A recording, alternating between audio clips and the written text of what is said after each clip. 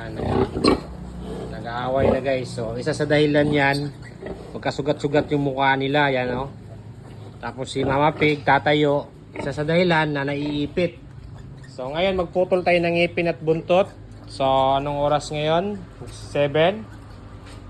So, nakadidi na sila ng colostrum. So, sobra-sobra yung gatas nila guys, oh. Okay guys, ngayon magsasample tayo ng dalawa. So kung paano po ako magputol ng ipin at buntot. So ito guys, nakadidi na ng colostrum, wala pang 12 oras po ito. Magto 12 hours na pa lang.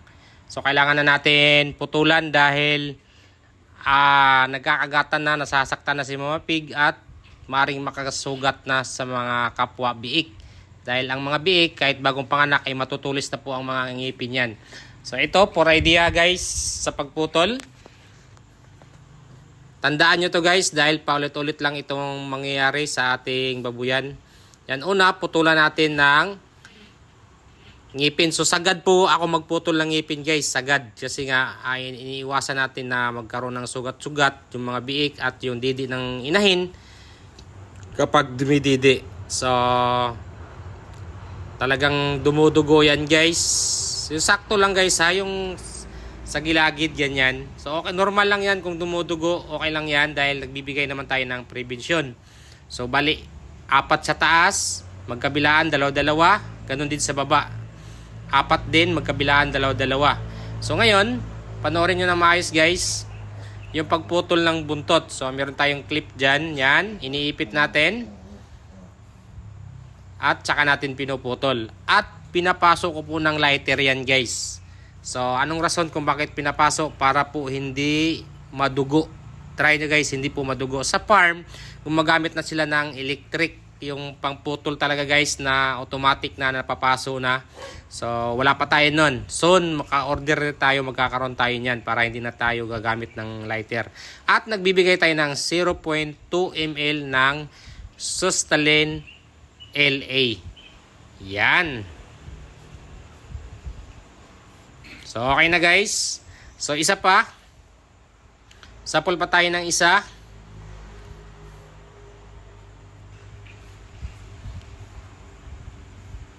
So Sustalin LA, yan po guys ay napaka-effective po. So marami na rin gumagaya niyan. So inuulit ko guys, hindi po kailangan i-compare yung program procedure sa ibang mga backyard dahil bawat backyard po may kanya-kanyang pamamaraan po yan. So maraming way po sa pag-aalaga ng biik at procedure program, marami po. So iba-iba po talaga. So ako guys, parang sa dami ng nagiging content creator na nagbabagi ng tips and idea, parang kung hindi ako na nagkakamali guys, ako lang po ang merong gantong program na nagbibigay ako ng Sustalin LA 0.2 ml sa bagong panganak. So yan guys, wala pa po yang 24 oras. So nasa 12 hours, magto 12 hours pa lang po yan. So ginawa natin yan sa kadahilanan dahil nakikita nyo naman kung gaano na sila ka-agresibo kahit bagong panganak, nagkakagatan at nagkakasugat-sugat na yung mga didi ng ating inahin. So, isa yan sa dahilan kung bakit ayaw magpapadidi yung inahin dahil nasasaktan po. So, yun guys. Sana may natutunan kayo. Yan yung program. First program ko sa bagong panganak na biik. So, ibabahagi ko po sa inyo yung program ko sa biik simula pinanganak hanggang sa maiwalay po. Yan. So, tapos tayo guys. Ngayon, may napansin ako na merong basaang dumi. So, baka nalamigan guys. May electric pan tayo. So i-off ko na yung electric fan. Pero yung ganyan guys, hindi po naiiwasan yan. Ma-i-experience nyo yan. Yan guys, so may dalawa tayo na ganyan yung dumi. So yan, dahil nagbigay tayo ng Sustalin, kasama na yun guys, sabay-sabay na yun sa pagbibigay natin ng Sustalin LA.